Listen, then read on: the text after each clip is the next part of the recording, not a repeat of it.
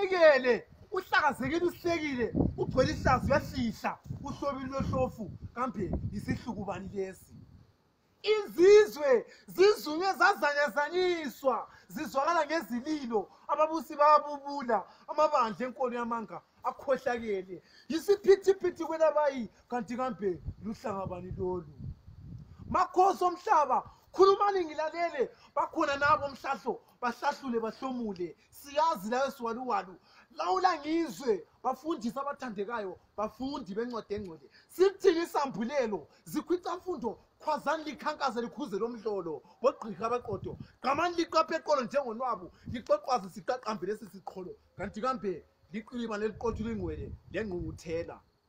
Abusekho ubuhle emphakathini injabulo isitshabalele abanenkani sebenkeme yangaphansi ontando kayiphikiswa sebethule zi amaqili aquleke aqubala qalekiswa izigelekeqe zigedla amazinyo zaginya legodi.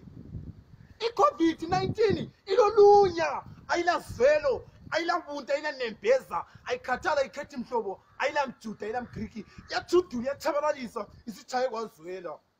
Ikukuso okhulu yakataza okhekhe yagukuda ogogo obaba besababaza bembeswe ngengubo ezibomvu amajaha azigajayo ajunywe azijanqa alijolozela igodi izintombi santara zintantalaze zantule emathunjini omhlaba besambangela omama wamothuzwe wamimelezwa ngumhlaba.